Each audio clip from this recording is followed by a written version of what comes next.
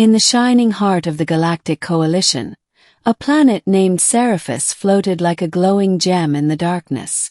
Home to the Alarian race, ancient ethereal beings with radiant skin and telepathic prowess, it was a place steeped in legend.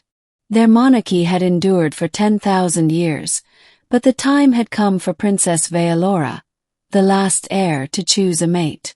And she refused. The Intergalactic Council watched nervously. Hundreds of species had sent their finest to court her. Noble warriors, genius scientists, galactic emperors. Each turned away with the same wordless rejection. The Ilarian mind merge ritual, which allowed the princess to see the suitor's essence, always ended with her silent retreat. It was a diplomatic nightmare. Then came the human. Jason Malik had no idea why he was summoned to the Grand Hall of Unity. He was a systems engineer from Earth, working on warp core calibration for Coalition freighters. His record was clean but unremarkable. He didn't have psychic abilities. He wasn't royalty. He was barely known outside his sector. He stood awkwardly in the hall's great chamber, surrounded by statues of ancient Alarian kings and queens. His boots clicked on polished obsidian floors, echoing through the vault-like silence. Then she entered. Princess Vaelora glided forward, flanked by shimmering guards with crystalline armor. She wore robes that shimmered with starlight and had eyes like twin suns, brilliant, unreadable. "You are the human," she said in flawless standard galactic. Her voice was melodic but clipped, as though choosing every word with precision. Jason Malik, Earth, systems engineer. I think there's been some sort of mistake. She tilted her head. There is no mistake. I don't think I was supposed to be in the royal dating pool, he added, half joking. Vaelora approached until they were less than a meter apart. You may decline, but I have chosen to attempt the mind merge with you. Why me? You will know. If the merge succeeds. Jason hesitated. Okay. Let's do it, I guess. She extended her hand. His pulse quickened. When their fingers touched, a bolt of warmth surged through him. The hall faded. The world dissolved. They stood in the mindspace. The mindspace was a shared dream forged from memory and emotion. Jason felt his childhood wind in a broken earth park, the tang of citrus ice pops, the sting of a scraped knee. He felt the loss of his sister to disease, the ache of insignificance, the long hours fixing machines that never noticed his existence. But Vaelora's essence was colossal. Her loneliness was like a supernova. Every suitor had approached her with ego, desire, or ambition. But none had seen her as a person, just a prize. In Jason's mind she saw something different. Genuine empathy. Strange, stubborn honesty. A man who'd never expected to be chosen. And yet, who treated her not as a goddess, but as someone he might actually care about. The merge snapped shut. Back in the hall, Jason stumbled back. Vaelora remained still. Did it work? He asked. She gave a single nod. It worked. So what happens now? I have chosen. What, me? Yes. Jason blinked. This is a diplomatic setup, right? You're going to say this to make a point and then marry some prince tomorrow. She raised an eyebrow. You think me dishonest? No, sorry. I'm just wildly confused. So is the council, she said dryly. The announcement sent shockwaves through the galaxy. The Ilarian princess, who had rejected emperors and psychics, had bonded with a human technician. Speculation ran wild. Was it political? Strategic? A joke? The council demanded answers. Ilarian elders raged behind closed doors. Earth media lost its mind. Jason, meanwhile, found himself relocated to the royal palace. He was given etiquette training, linguistic downloads, even lessons in basic psionic shielding.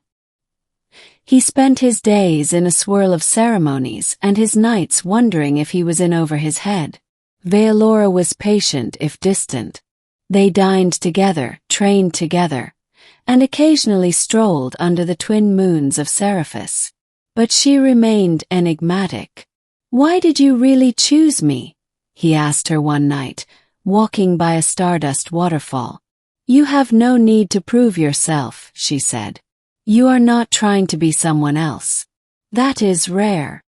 He looked at her. "But I'm not anyone special." "That is a human illusion," she replied. Still, Jason noticed the tension. Ilarian nobles avoided him. Some openly sneered. Even the palace AI referred to him as temporary consort candidate. He was a pebble in a machine of galactic scale. Then came the assassination attempt. It happened during a celebration of the merger, attended by over 1,000 dignitaries. As Vaelora stepped up to speak, a pulse rifle hidden in a hover drone fired. Jason saw it a split second before it discharged. He tackled her, and the beam grazed his shoulder. Pain flared as security swarmed the scene. The attacker, a genetically altered mercenary, was captured. Jason lay bleeding. Vaelora knelt beside him, her hands glowing with healing light. "You risked your life," she whispered, without thinking. "You're the princess," he groaned. "Pretty sure you're the important one. And yet you are the only one who acted." He smiled weakly. "Maybe I just like you." After that, something shifted. Vaelora grew less formal. She showed him Ilarian history through memory streams. He experienced their myths firsthand. He watched her as a child, hiding from royal tutors, sneaking into the city to hear music from other worlds. She laughed more. He cooked Earth food for her. Terrible pasta, but she claimed to enjoy it. When the council summoned them, he was prepared for the worst. "The coalition is fracturing," said Chancellor Reger, a three-eyed diplomat from the Scifi Dominion. "Many believe your union is a threat to interspecies diplomacy." "Because I'm human?" Jason asked. "Because you are not them," Reger said. "And because they fear the unknown." "Then let them fear me," Vaelora said coolly. "I do not exist to appease their prejudice. But your people will adapt or fall behind." The Chancellor frowned. "Then you understand the consequences." Jason met Vaelora's eyes. "I'm with you." Months passed. The merger stabilized. Resistance softened.